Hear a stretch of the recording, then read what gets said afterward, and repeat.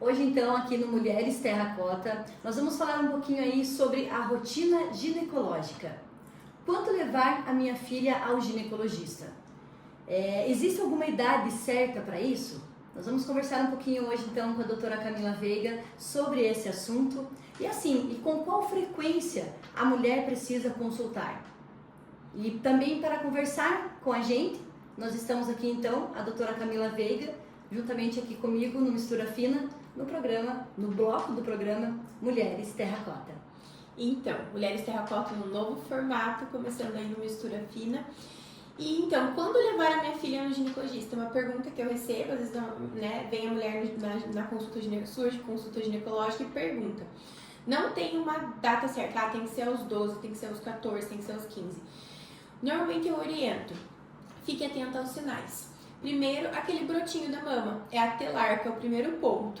Então, surge o primeiro brotinho da mama entre 8 e 9 anos, depois vai surgir os pelinhos na região íntima, pelinhos da axila, que é a pubarca, e depois do pelinho a gente sabe que quando cresce ali um estágiozinho de pelo já, aí entre 1 e 2 anos vai ter a primeira menstruação, que é a menarca. Então, fique atento a esses sinais. Se você tem uma boa comunicação com a sua filha, converse abertamente, você pode ir explicando para ela, essa transição. Aí, se você já é um pouco mais fechada, tem dificuldade de conversar, esclarecer as dúvidas, é legal nesse momento trazer, então, antes ou quando acontecer a primeira menstruação, quando você achar que começa a surgir muitas dúvidas. E um erro também é você chegar e ir explicando tudo. Pergunte o que ela quer saber sobre aquele assunto, faça perguntas abertas. O que você sabe sobre esse assunto, porque às vezes a gente, na nossa cabeça, eles já sabem tudo. E na verdade, às vezes eles sabem pouco, eles só querem saber também uma coisa pontual, não querem saber tudo. Então, faça perguntas mais abertas, tenha um diálogo com a sua filha, isso é muito importante. Mas se você não se sente muito à vontade, ou a tua filha é um pouco mais retraída, não fala muito também, traz na consulta, pode entrar junto na consulta. E também, a partir de 16 anos, é sigilo médico, a gente tem que dar para o adolescente essa autonomia, então às vezes a gente pede para a mãe sair, para que ela fale alguma coisa, desde que não seja nada de risco, fica o sigilo na consulta do adolescente. Então é bem importante isso, mas é importante ter essa amizade da mãe, e é bem frequente, em todas as idades cada vez mais frequente, vem a mãe e a filha, às vezes não tá na adolescência, mas ali a filha tem 30 e poucos, a mãe 60, então normalmente vem a mãe e a filha, tenho cada vez atendido mais, vem as duas juntas até no mesmo dia. O diálogo é muito importante, doutora Camila? Principalmente nessa fase, nessa adolescência, nesse início, que tudo é muito novo. E hoje em dia a gente sabe que os nossos jovens estão cada vez mais ansiosos e também cada vez mais preocupados com essa questão da ginecologia. Então é bem importante também realmente ter esse diálogo, como a doutora falou. E também quando ir para a rotina ginecológica. A rotina ginecológica, ir no ginecologista é anual, porque o médico ginecologista é o médico clínico da mulher. Então, a gente avalia como um todo a mulher. Então, anualmente você vai. Eu vou ter que coletar todo ano preventivo? Essa parte de coletar ou não preventivo todo ano, depende de uma série de avaliações, mas eu te digo e te adianto que não precisa ser coletado preventivo todo ano. E é a partir dos 25 anos, alguns casos a gente coleta antes dos 25 anos. Vai ser outro tema, outro bloco aí para março, aguarde. Março lilás a gente fala do mês de prevenção do câncer de colo do útero, então aguarde.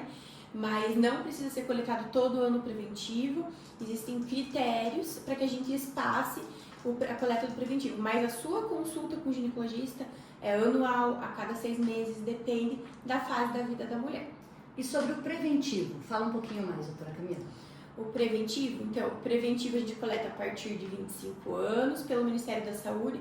Alguns casos a gente vê que a paciente, a mulher se expôs a múltiplos parceiros, tem um risco maior, ou a gente viu alguma coisa diferente no colo do útero, no exame físico, a gente pode sim, ou tem corrimento de repetição, a gente coleta o preventivo antes para ver se já não tem alguma alteração, ver se detectar se não tem o HPV, o vírus HPV, que é o principal câncer do colo do útero, e entender que o preventivo não é para ver corrimento. O preventivo é pra gente ver o quê? Células malignas, prevenção do câncer. E às vezes a gente pode coletar aquela secreção para ver, investigar quais bichinhos que estão causando aquele corrimento de repetição. Então são dois exames diferentes que a gente pode fazer. E o preventivo é todo ano? Não, então coletou o preventivo veio normal. E se você coletar 2 preventivos normais, você até pode deixar a cada 3 anos. Se você sabe que você não tem HPV, ou seja, você fez um teste de captura híbrida, ou melhor ainda que a captura híbrida é a genotipagem de HPV, que vê 19 subtipos de HPV, você fez a genotipagem de HPV, deu negativo, eu sei que eu não tenho HPV. A não ser que você se expôs um risco, você pode com tranquilidade 5 anos ficar sem coletar o preventivo. Isso é o que é a orientação atual. Eu falo de 3 a 5 anos, mas sempre a gente vai estar visualizando o colo do útero, né?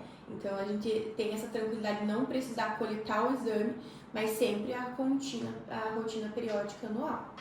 E é muito importante a gente saber que realmente essa questão de prevenção é o que faz a diferença, né, doutora Camila? Sim, é a gente descobrir quando é vários degraus da escadinha. O que é a alteração do preventivo? Não é aquele inflamação. Inflamação, todo preventivo a gente coleta de uma zona de transição que tem inflamação e reparação. Então a gente precisa entender que que é a alteração do preventivo. As QAS, as QH, NIC1, NIC2, NIC3, várias escadinhas até chegar ao câncer de colo do útero. E a gente pode pegar no degrauzinho, no primeiro degrauzinho, e ali já cuidar, né? Ter os cuidados para que não evolua. E o que tem de diferente na sua rotina, doutora Camila? O que tem na minha rotina ginecológica? Eu como médica, né, esses dias até uma paciente não sabia. Então a gente se forma médico, a gente é médico clínico geral e depois se especializa. Depois fiz mais 3 anos de ginecologia e obstetrícia. E eu acho que a gente não pode esquecer do nosso juramento lá de Hipócrates, ver, né, o paciente como um ser como um todo. É uma visão holística do paciente. Então eu procuro ver tudo, né? Ver a alimentação, ver a rotina do paciente, a rotina de sono, se dorme bem, tudo, não só a parte ginecológica. Tem mama e parte ginecológica. Tem corrimento, não tem, preventivo normal, pronto, acabou ali. Não, a gente vai ver parte de vitaminas, parte de suplementação, se tá dormindo bem, relação com o marido, relação sexual. Então, toda a vida da mulher ali a gente vai conversar. Então, eu acho que a gente tem que ver a mulher como um todo. Até esses tempos veio uma paciente e falou, nossa, eu nem trouxe nada, porque eu achei que você ia só ver a parte ginecológica e falar tá tudo bem e tchau. Então, eu acho que a gente tem que ver a mulher como um todo. Acho que esse é o diferencial da minha rotina ginecológica, né? Que é um pouquinho mais estendida. E sobre a prevenção? Conta mais um pouquinho também. A gente sempre incentiva a alimentação saudável, que é o pilar. Alimentação e exercício físico, né? Eu costumo brincar que a gente não se alimenta como os nossos avós e não se exercita. Nossas atividades diárias hoje não são igual às nossas atividades das nossas avós, que lavavam roupa no coxo, né?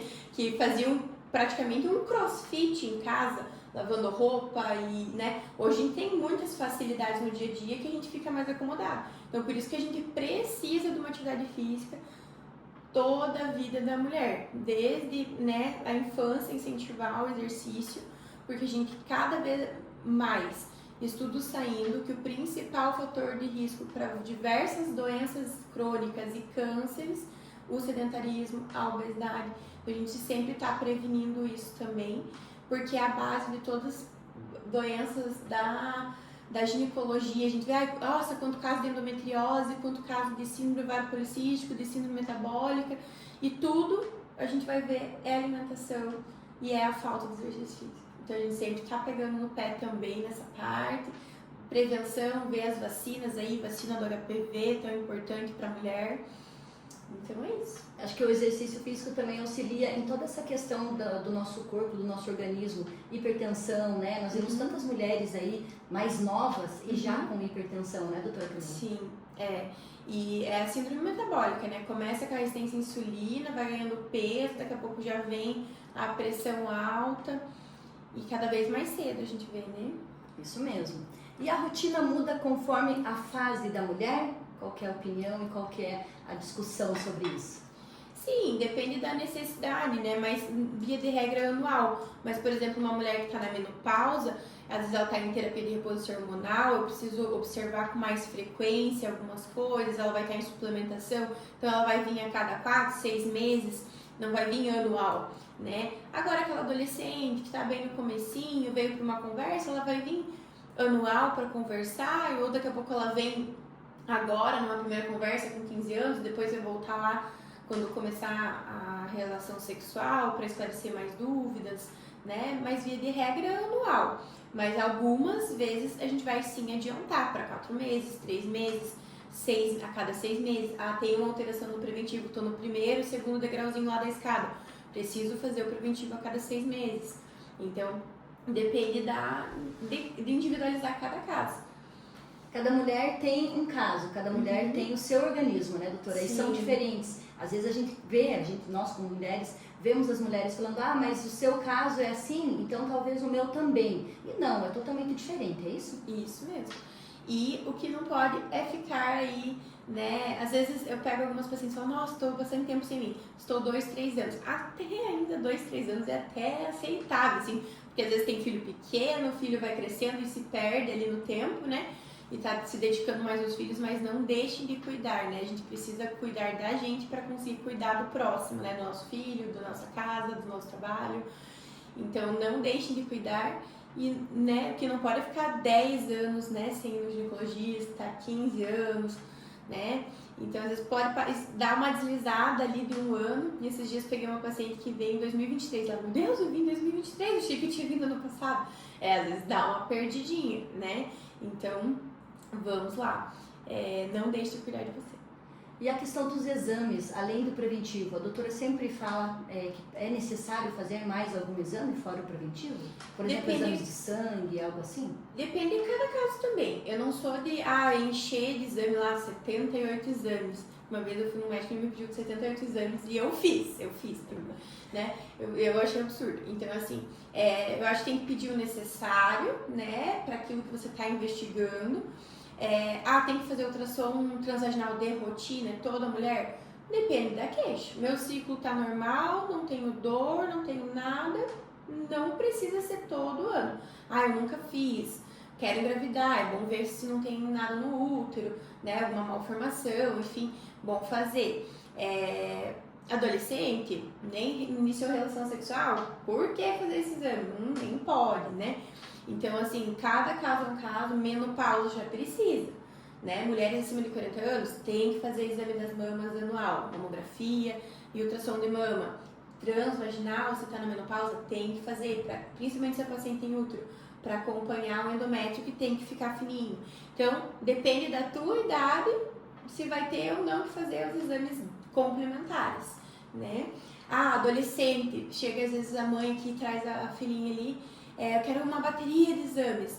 Pela Sociedade de Pediatria, não existe uma orientação que tenha que toda criança pedir uma bateria de exames.